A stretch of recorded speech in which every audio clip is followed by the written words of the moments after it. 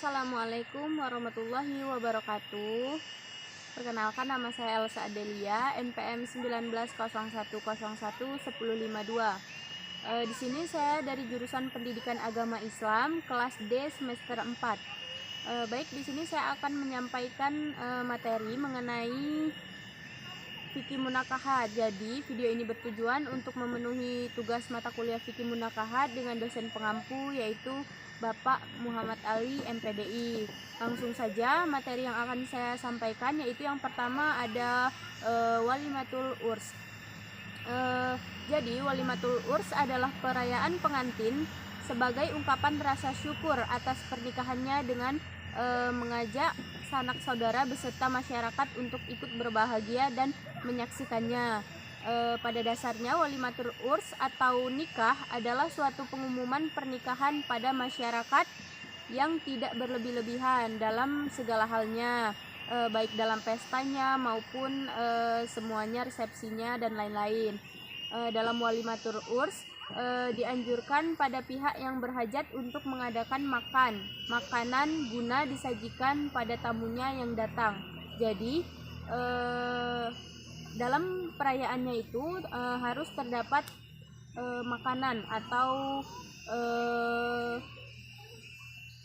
yang lainnya untuk disajikan kepada tamu yang akan datang atau tamu undangan. Jadi hukum Walimatul Urs menurut para ulama itu adalah sunnah. Pesta pernikahan yang sesuai dengan syariat Islam ketika akad atau resepsi, yaitu pernikahan boleh menyembelih kambing, sapi, kerbau dan lain-lain, namun harus sesuai dengan kemampuan dua belah pihak agar tidak memberatkan dari pihak laki-laki maupun dari pihak perempuan. Dan resepsi pernikahannya juga tidak perlu mewah, cukup mengundang tetangga, teman, kerabat untuk makan bersama. Dalam walimah, kedua belah pihak yang bersyarat juga dianjurkan untuk memperhatikan nasib-nasib orang miskin, karena Islam tidak memperbolehkannya adanya pengabaian terhadap orang yang kurang mampu. Jadi manfaat Walimatul Urs itu adalah agar keluarga, tetangga, teman dan lain-lain ikut menyaksikan atau mendoakan kedua mempelai. Walimatul Urs atau pesta pernikahan harus dilaksanakan dengan cara Islami atau tidak boleh membuka aurat dengan yang bukan mahramnya. Dan jika pesta dilaksanakan lalu ada tamu yang datang, maka perlakuan tamu dengan wajar sesuai syariat dalam agama Islam. Bercampurnya antara laki-laki dengan perempuan terdapat syarat-syarat sehingga pertemuan itu tidak haram, atau dia antara laki-laki dan perempuan itu harus menutup auratnya, menjaga pandangannya, dan juga yang dibahas itu harus hal-hal yang baik atau hal-hal yang positif, dan juga tempatnya harus tempat yang mulia dan tidak boleh berdempet-dempetan atau tidak boleh berdempet-dempetan antara laki-laki dengan perempuan. Mungkin itu saja mengenai Walimatul Urs. Materi yang kedua yaitu mengenai hak dan kewajiban suami terhadap istri dalam keluarga. Jadi yang dimaksud hak di sini adalah apa-apa yang diterima oleh seseorang dari orang lain, sedangkan kewajiban itu sendiri adalah yang harus dilakukan seseorang terhadap orang lain. Jadi dalam suatu keluarga, hak bagi istri menjadi kewajiban bagi suami. Begitupun sebaliknya, hak atau kewajiban suami menjadi hak bagi istrinya. Berikut adalah hak dan kewajiban suami terhadap istri. Dibagi menjadi dua, yaitu hak bersifat materi dan juga hak bersifat non materi. Hak bersifat materi yaitu suami harus wajib memberikan mahar kepada istrinya dan juga wajib memberikan nafkah. Nafkah harus dipenuhi oleh suami sebagai tanggung jawab kepada istri, misalnya seperti memberikan pakaian, makanan, tempat tinggal, dan lain-lain yang menjadi kebutuhan istri, karena nafkah hanya diwajibkan atas suami. Selanjutnya yaitu hak dan kewajiban bersifat non materi itu adalah nafkah batin. Jadi suami harus memberikan nafkah batin, seperti mempergauli istri dengan baik, menjaga istri dan mencampuri istri. Jadi nafkah batin adalah pemenuhan kebutuhan terutama geologis dan psikologis seperti cinta, kasih sayang, perlindungan, dan juga perhatian. Mungkin itu saja yang dapat saya sampaikan dari materi yang kedua.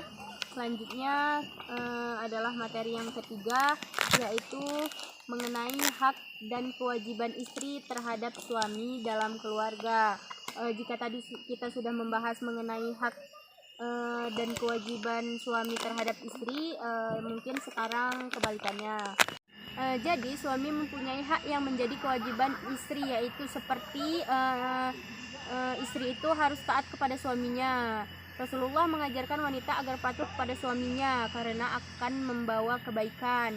Dan juga istri itu tidak boleh durhaka kepada suaminya. Rasulullah Shallallahu Alaihi Wasallam juga menjelaskan mayoritas sesuatu yang memasukkan wanita ke dalam neraka adalah kedurhakaannya kepada suami dan tidak bersyukur kepada kebaikan suami. Dan juga istri harus memelihara kehormatannya dan harta suaminya.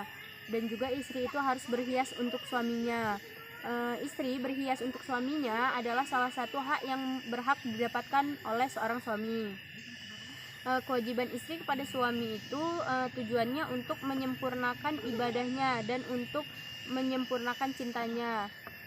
Dan seseorang istri itu harus patuh kepada suami karena kepatuhan kepada suami juga bagian dari kepatuhannya kepada Allah Subhanahu wa taala. Bahkan kewajiban seorang istri kepada suami melebihi kewajiban terhadap ibu dan ayahnya. Itu saja yang dapat saya sampaikan mengenai materi yang ketiga. Selanjutnya yaitu materi yang keempat, tentang nafkah, kiswah, dan tempat tinggal bersama. Jadi nafkah itu sendiri yaitu di antara kewajiban suami terhadap istri adalah kewajiban memberikan nafkah, baik berupa makan, kiswah atau pakaian maupun tempat tinggal bersama. Oleh karena itu tidak ada aturan bagi seorang suami itu untuk memberikan nafkah kepada istri dengan batasan-batasan. Karena itu bisa dilakukan jika suami tidak memberikan nafkah sama sekali, maka pilihannya adalah mengambil harta suami dengan paksa atau ukurannya 2 mut, atau suami menceraikan istrinya. Dasar hukum nafkah yaitu terdapat dalam surat At-Talaq ayat 6 dan 7. Materi yang selanjutnya yaitu mengenai harta bersama dalam perkawinan. Jadi harta bersama dalam perkawinan itu adalah harta milik bersama atau milik suami dan istri yang diperoleh oleh mereka berdua selama di dalam pernikahan. Seperti halnya jika seorang menghibahkan uang atau sepeda motor atau barang lain kepada suami istri, atau harta benda yang dibeli oleh suami istri dari uang mereka berdua, atau tabungan dari gaji istri yang dijadikan satu. Itu semua dapat dikategorikan ke dalam harta bersama.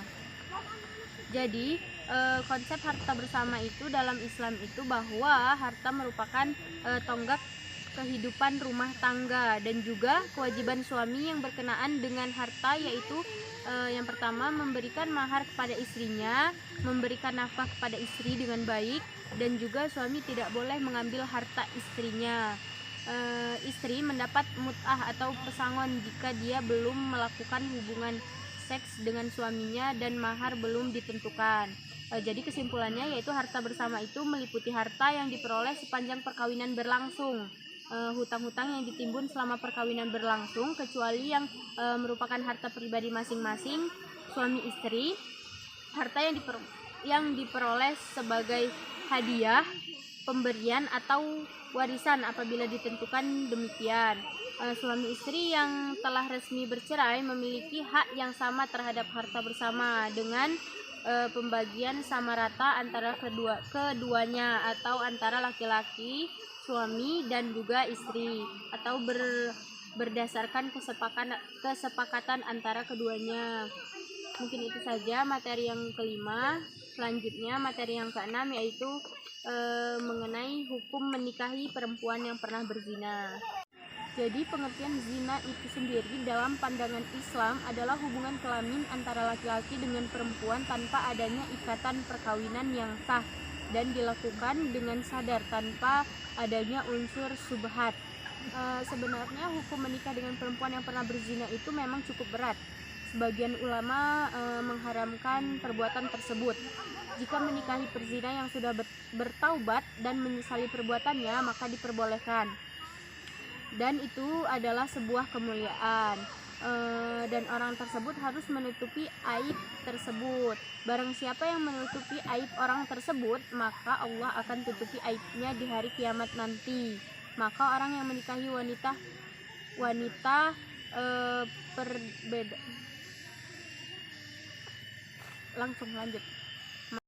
maka orang yang menikahi wanita tersebut harus benar-benar menutupi atau menjaga aib tersebut dari orang lain.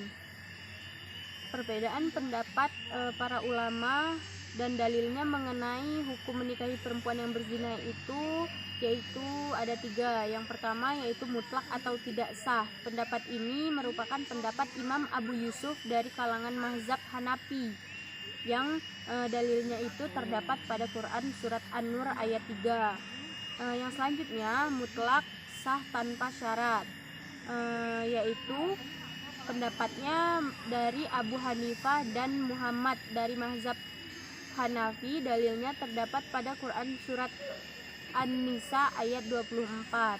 Dan yang terakhir yaitu sah dengan syarat.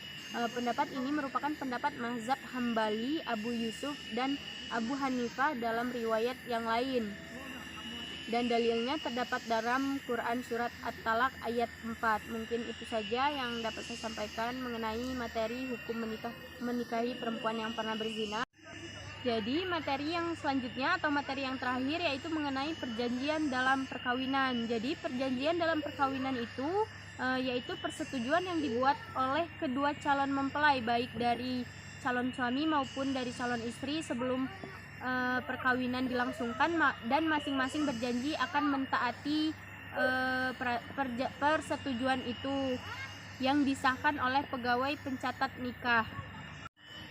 Jadi jika sebelum pernikahan tersebut ada perjanjian, maka harus dipatuhi perjanjian tersebut. Jika seseorang laki-laki atau suami melanggar janji tersebut, seperti kasus yang ada di video yang pernah saya tonton tersebut, bahwa seseorang istri meminta untuk tinggal di rumah ibunya, lalu laki-laki tersebut menyanggupinya dan berjanji tidak akan memboyong istrinya, lalu setelah menikah dia meminta memboyong istrinya, maka bentuk pengingkaran janji dan seseorang wanita atau istri boleh meminta cerai karena dia memuliakan ibunya. Mungkin itu saja materi yang dapat saya sampaikan. Jika ada kesalahan dalam penyampaian materi, saya mohon maaf. Semoga bermanfaat bagi teman-teman semua. Saya akhiri. Wassalamualaikum warahmatullahi wabarakatuh.